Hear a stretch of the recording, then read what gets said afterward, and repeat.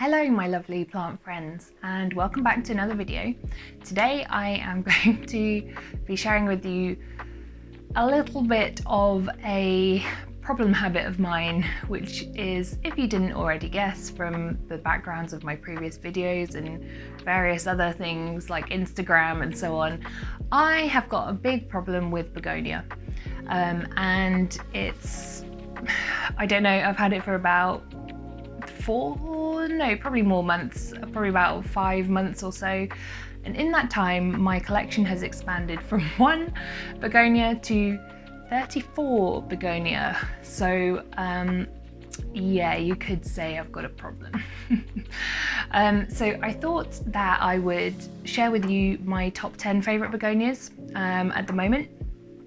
It is very likely to change because, I mean, frankly, choosing 10 out of my 34 was hard enough, and I always have my eye on other begonias, let's be real, because I'm just another plantaholic. So let's just get into it, and I am just warning you now, you'll probably also have the same problem if you delve too deep into begonias, because they are beautiful and they're a weirdly underloved family. I don't really understand it, but they can be finicky, so I suspect that's what that's all about.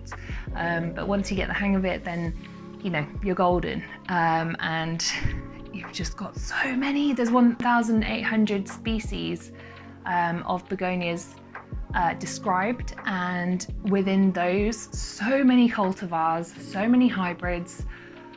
It's endless. So yeah, one can never have too many begonias, in my opinion. So I will just get straight into it so I don't waste any more time. The first begonia I have on my list is the beautiful Begonia Marmaduke. And this fella is just gorgeous. And he sits looking at me while I sit on my desk doing my work, and he's just, I don't know, I just can't get enough of him. He is a Begonia Rex cultivar, so he's a hybrid of 2 different parents, but basically he's meant to have these lime coloured leaves, and I don't know if you can see on this new one, he's also meant to have these kind of burgundy speckles on the leaves, which you can hopefully see there. This particular one doesn't seem to have many, but I'm going to be honest, I really like him as he is just this lovely punchy lime green colour. If I bring him over here, he's probably more true to his own colour. So yeah, he's gorgeous and bright and snazzy, and I love him. He's got these lovely fuzzy stems, which you can hopefully see along here. So all along these stems he's got this kind of burgundy speckling, and the back of the leaves is just a plain lime green, but he is beautiful. I believe he was first described in 1996, I've got down here, and when he flowers, he has white flowers. So I don't know whether that will happen. Supposedly it's in late winter and early spring, but if it does, I will be sure to let you know on Instagram. I've got to stop flapping around this begonia because he's so, woo, he's lovely. But yes, when he flowers, he should have white flowers, so we will see if that happens. I don't know, we'll find out. We'll let you know on Instagram if it does. But yeah, he is for sure taking my top seat right now. I am so madly in love with this begonia, and I just want him to thrive and flourish. The next begonia on my list is the carolinifolia. Now this one is a bit interesting. So it is a rhizomatous begonia, much like the Begonia Marmaduke that I just showed you. However, this one has got this wonderful kind of bulbous trunk here. I don't know if you can, I'm hoping you can see this properly. So this thick stem is just full of moisture, and this retains moisture so that this lovely plant can survive any kind of drought that it might come across. And it has been known to kind of grow up tree stems or up against rock surfaces. So it kind of grows upwards, but against the tree. And it's got these lovely 7 or 8 point leaves. I think they're 7. Actually no, yeah, it was 7 or 8 points. Some of them are 5 actually, they're just random, I don't know. But it's a gorgeous, gorgeous plant. Very, just a lovely kind of statement tropical plant. And when it flowers, supposedly it has pink flowers according to Google, so I am very hopeful for that. I'm excited to see what this one might turn out like, because I haven't seen him flower yet, but he is just lovely, just gorgeous. So I am all about this lovely plant. This is actually a species, so it is native to southern Mexico and Central America. So this is one that you would find in the wild, whereas the previous one, the Begonia Marmaduke, is a cultivar, so you wouldn't find that in the wild unless you had very bizarre pollination by chance. But yeah, it's very, very unlikely. But this one is one that is found naturally occurring in the wild, which is really cool. Can you tell? Like, they just got me, man. Like, I can't stop myself. Right. The next one is very exciting. So this is a little rare begonia that I got from eBay. I actually think this little fella might need some water, or he might need some more substrate or something. He's struggling a little bit, but he is absolutely gorgeous. This is the Begonia chloroneura. Let me see if I can make sure you can see that. So he is a lovely little plant that is native to the Philippines. So I'm not sure if you can see this properly. So he's got these lovely lime green veins, and on his leaf surface he's got pink hair, which is absolutely gorgeous. This one's gone a little bit floppy, so I think I need to pot him up and just make sure he's not kind of succumbing to root rot or anything like that. He's I got him as a very small cutting, and so he's in a very small amount of substrate, but yeah, he is currently my pride and joy. He's been growing in a sauerkraut jar. I just love this beautiful little plant. If it flowers, I don't see many pictures of this flowering, but if it flowers, it appears to have pale pink flowers. I believe this was first described in 1997. So this has been around a little while, not quite as long as I've been alive, but many things haven't. But yes, he is just lovely, and they're meant to grow in kind of a more bushy habit than this, but this is, as I said, just a little cutting that I got off eBay. So I'm very excited to see how this one grows and improves. Okay, next we have got Begonia bowerae. This is a Begonia bowerae, I believe. I'm having a hard time of trying to identify this one. I'm fairly sure it's a bowerae because it's got these little eyelashes on the sides of the leaves. It was sold to me as Begonia Little Darling, but actually the leaf pattern doesn't really seem to fit that. So I'm thinking it might be a Bethlehem Star. If you have any ideas, do let me know in the comments. But it's just this gorgeous, like dark, rich, velvety color on the leaves. It's just, to me, this is just absolutely stunning. When the light shines through it, you can see these kind of lighter parts. But if you have it just sitting against some other plants, it has just such a beautiful statement because of these gorgeous kind of semi-teardrop shaped leaves.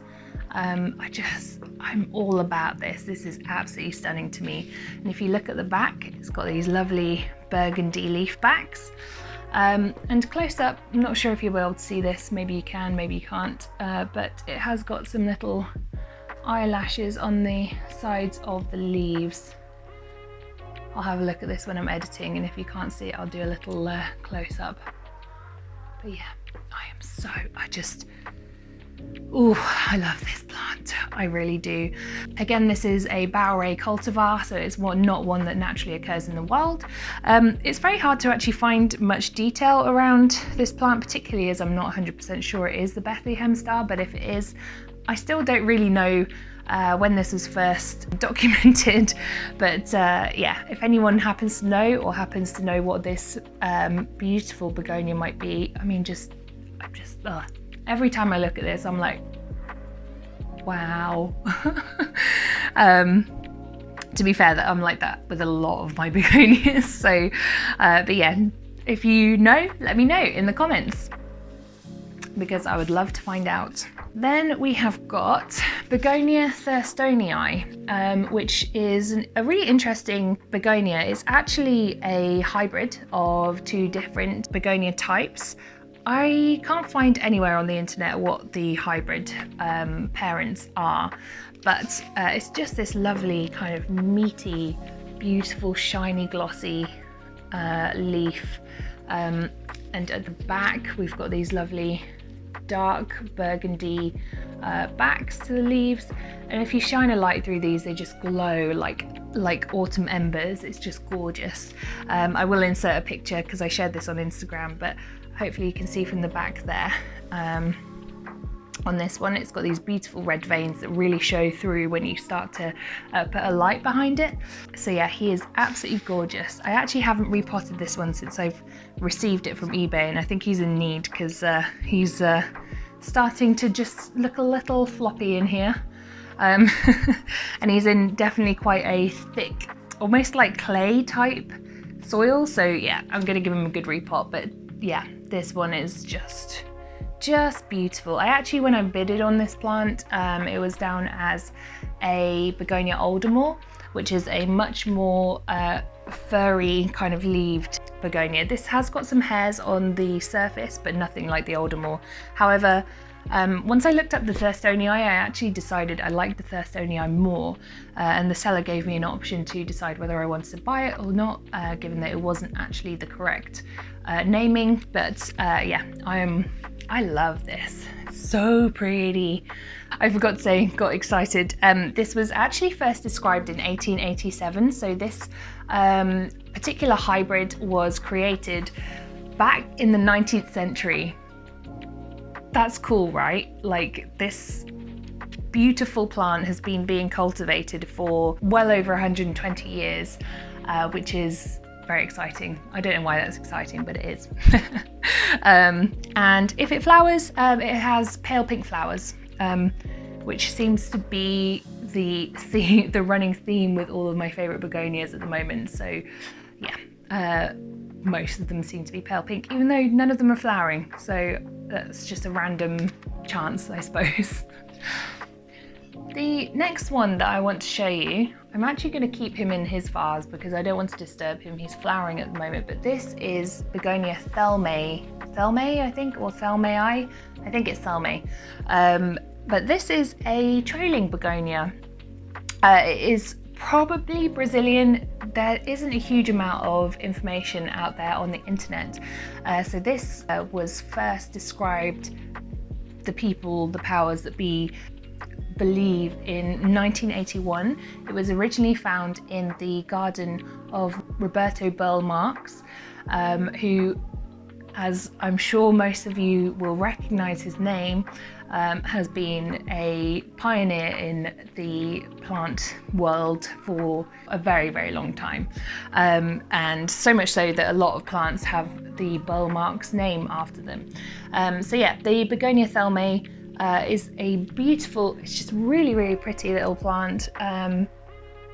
It's kind of dark green with these lighter green veins in the middle. Absolutely beautiful. And as you can see, my one is flowering, which is why I don't want to bring him out, because I don't want to damage his flowers.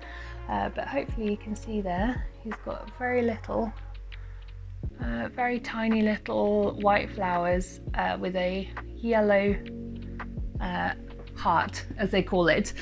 So yeah, he is very happy, it seems, in this vase. And I'm just using it to kind of keep the humidity up around him as he grows. But yeah, I absolutely love this plant. He is gorgeous.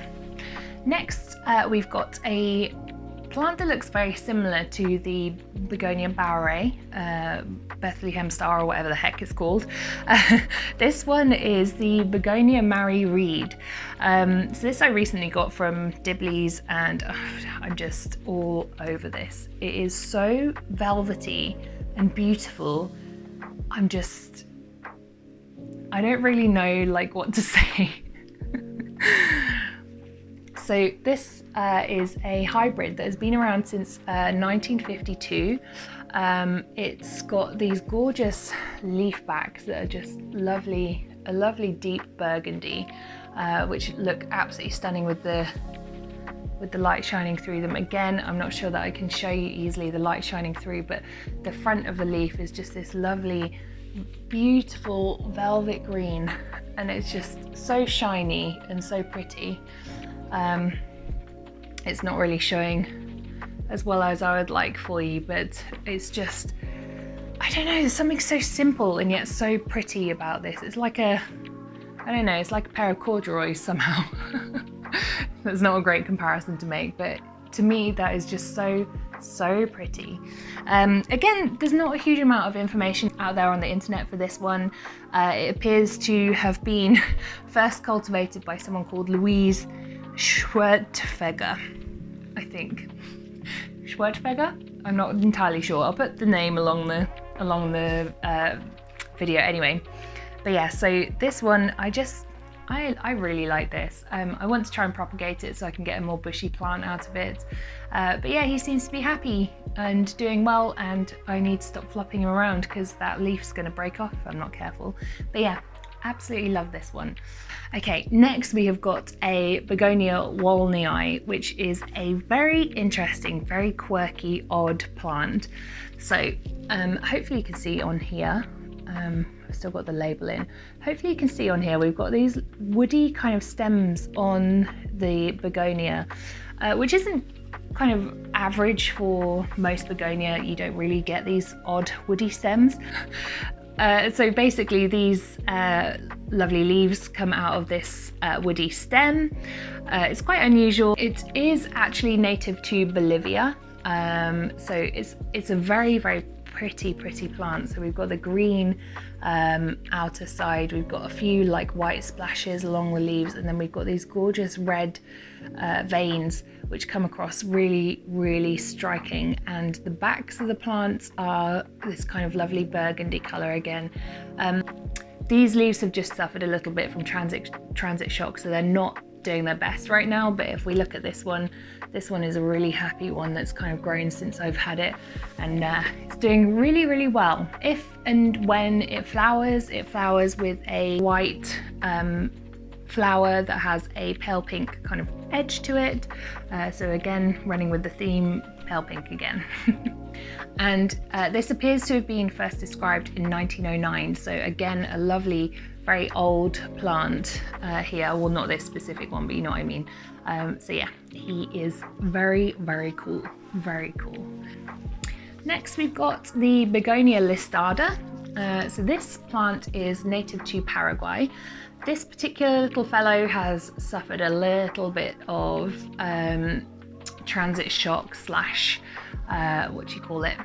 Is in a little bit of shock. He's got a crispy tip. He's curling. He's just not quite happy, but you can see that he's got some little leaves coming here, and the beginnings of these leaves here are starting to look really good.